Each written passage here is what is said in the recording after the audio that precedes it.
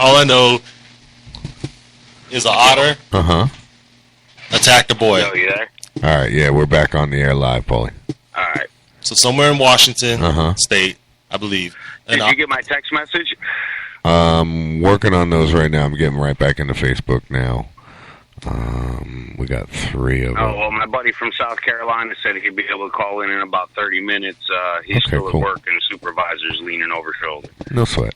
Cool, we appreciate that, too.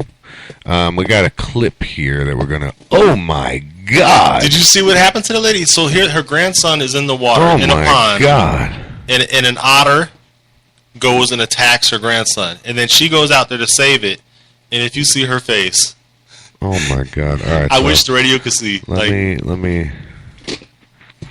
I got to bring up the audio for this. Speaking of water, did anybody catch the shark pulling the boat news clip? No.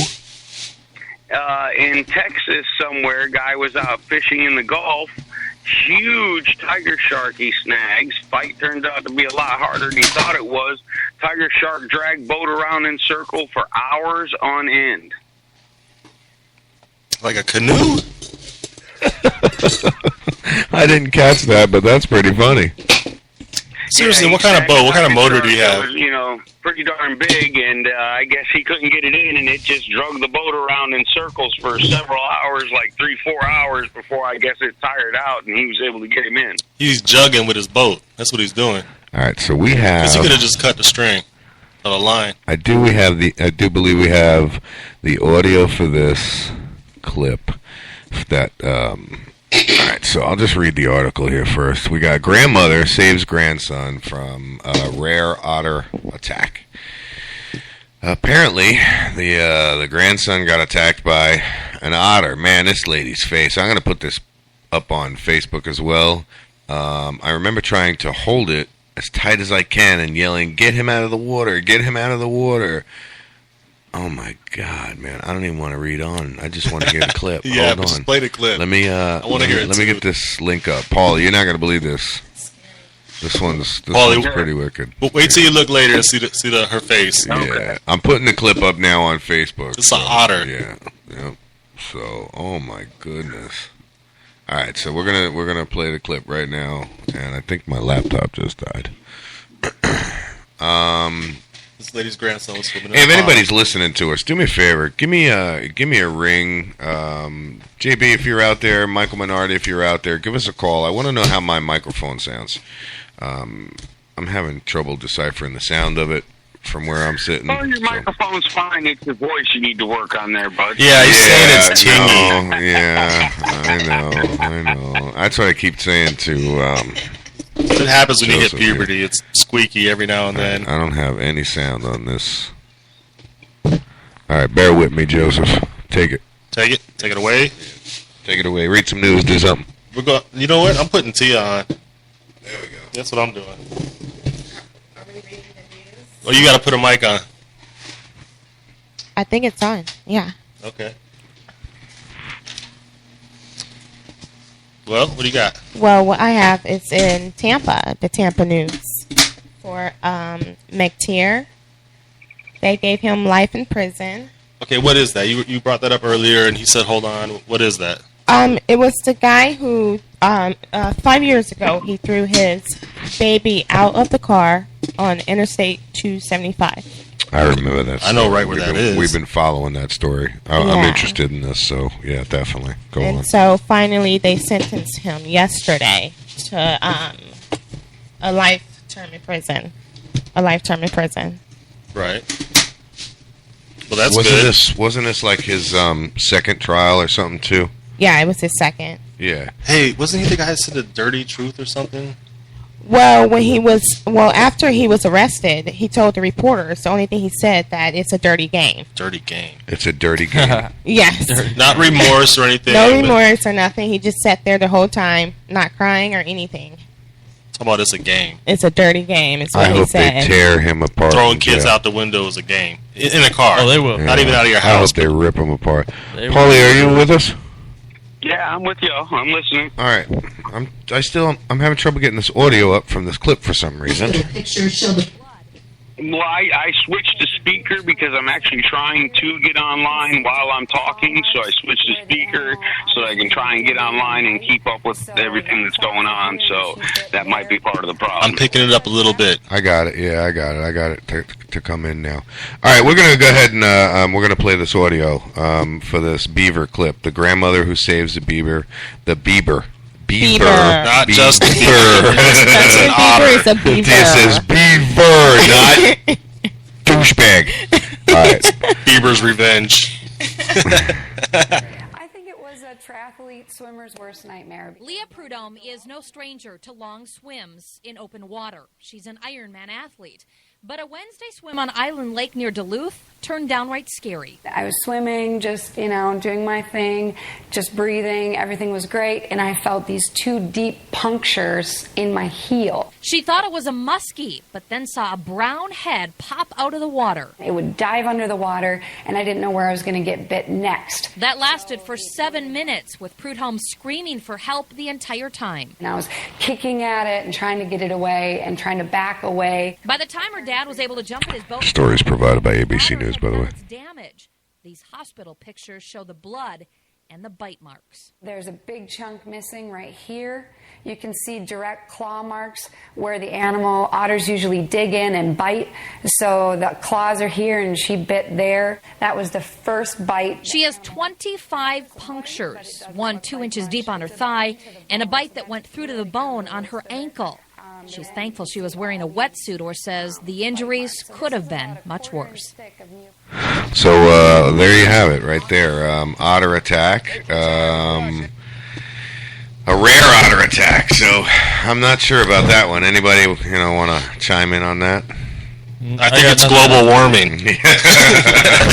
The otters are now attacking Paulie due to global warming. I can't wait to see the Well, movie. I wouldn't doubt if all the animals turned on us here soon. But, It's just life. I've hung out, had a lot of otters come right up and eat right out of your hand and everything else. Well, I mean, they're used to that on the Weekiwachi River. Yeah, and you got plenty of peanut butter. Yeah, Peanut butter. so everybody hear me okay better now? What's It's wrong much with better, peanut isn't it? butter? Yeah, you and peanut butter, man. What do you got, a peanut butter fetish going on? I'd watch him if I were you. I got to I'll have a interject. peanut butter All fetish. right, I don't care. we got some words for I Kate. have no imposition on the beaver, but I got more on the lady with the snake around her neck. Oh, we got snake around the neck chick. Authorities say an Albany woman who was allegedly drunk, so she was drunk, Yeah, she was wasted. in possession of marijuana, and she Nice. crashed her car into a firehouse. Oh man, into a firehouse. That makes So the I story think- even more I interesting. think No wonder that- they responded so fast. I think he wins the village idiot Yeah, contest. I think we might have the village idiot They winner, should. Paulie. It's What like do you for the say? month. Yeah, what do you say? Yeah. to that? yeah, you hear about those things from time to time, but firemen guys, when there's no calls, they tend to sit around, have a few drinks, and you never know what happens. Yeah.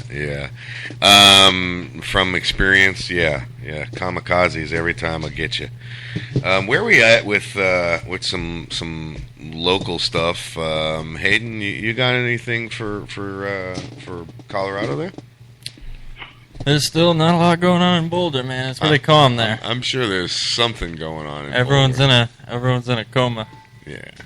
I'm sure. Other than the guy that got shot for pulling the It's- airsoft gun, we got nothing. It is now stood up to it.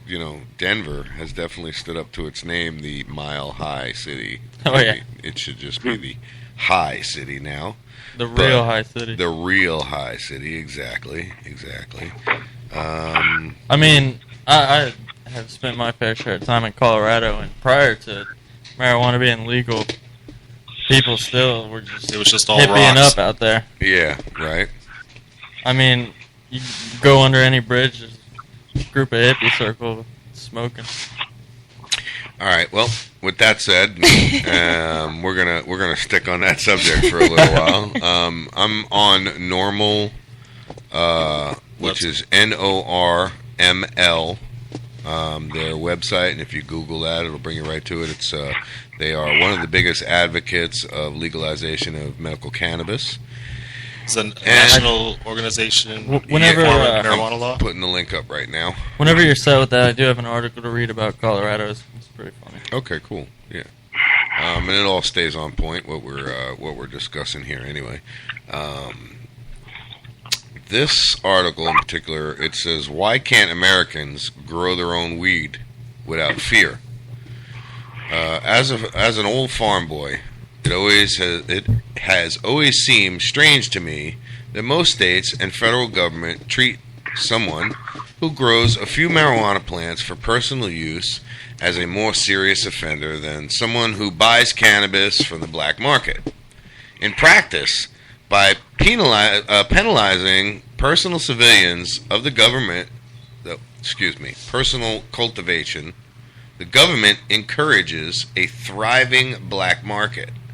Okay, and there's a point to think about right there. The government, because they make money on it. Exactly. Well, come on. The CIA's been involved in smuggling drugs into this country since Vietnam. Yep. How do you think they afford all these black ops and everything they do? One, Silent Mitch, there's if not you're enough- listening, can you bring me my laptop cord? Because I would like to bring up the article that was provided to me by Michael Minardi for the U.S. patent on cannabis. Because, first off, there aren't enough tax dollars allotted to the CIA for them to do all the stuff they want to do. Yep. Second of all, if they use tax dollars, they have to make it public knowledge what they're doing. So, of course, the CIA is going to be smuggling drugs in to get illegal funds to do their little black ops and whatever little missions they want to do. One, they can afford it. Two, they don't have to report it. Of course it's going to happen. That's what that whole Fast and Furious scandal was, where down at the border, one of our border agents got shot with an American military M16, and it turns out it was because, once again, our CIA was down there swapping guns for cocaine, and it blew back on us. Always goes down to the money. That's what it boils down to, is the money. Exactly. International language. You scare me, Paulie, man. You're always so serious. Everything's like straight to the CIA did this and Marines. You're on top of it. On top of it all. It just scares me. You know what I mean? He's very knowledgeable of what he does. That's for sure. That's for I got sure. some news here on the dangers of marijuana. Go ahead. It's over. Hayden's throwing a monkey wrench into our parade. With Colorado's marijuana legalization efforts still working through some bugs, Maureen Dowd decided to play investigative reporter Cheech and Chong style, and what better way to do that than chowing on a marijuana candy bar in the name of journalism? Problem: the candy bar's packaging gave little indication of its potency. Oh, yeah. She writes in the New York Times that she spent 8 hours high as a kite, curled up in a hallucinatory state, panting and paranoid. Eventually, she became convinced that she died, and no one was telling her. Turns out these candy bars are supposed to be cut into 16 pieces for those who aren't regular users, she found out later. Oh, my God. So you're supposed to cut it up into 16 pieces. She ate the whole thing. Bar. She took a half a month's What's her supply. name? What's her name? Stupid. Maureen Dowd. Right? Oh, my God. Well, here's Her last name's Dab? Dowd. Oh. Dowd. D-O-W-D. I was going to say she was born for it. And now there's a couple of people trying to blame the legalization of marijuana. One is a college student who jumped off a building. I'm sorry, On stupidity. I've partook so many times, and I've never thought of jumping off a building. Enough said, right? And Enough a said. Denver You guys man see me who, want to jump off a building or get crazy right now? All right, so then No. there you go. a Denver man murdered his wife and tried to blame that. What's that, buddy? Quick question. My buddy was trying to call in, and it's saying that our studio number is no longer in service. 352-410-2084, correct? That's it. That's the one you're talking to us on right now. Do you have the He log on said he multiple calls called right it and now? it's claiming to no longer be in service. Do you think we got too many lines on? Hell no. Hell no. Private message me the number. All right, no problem. I'll do that. Yeah, we'll call him. All right. Yeah, we'll call him. See whose number's really disconnected. Yeah, let's see what's up now. We'll see. Yeah. Joe says we'll see whose number's really disconnected. Oh, somebody. We got a phone call coming in from Michael Minardi. Hold on. Let's, Paulie, I'll This get you guy's the call awesome. in a second. He's awesome. Watch. Hey, what's up, Mike? Good morning. How are you? I'm doing well. Good morning. How are you? We're doing excellent. We're doing our thing. We're sitting here. We're talking shit.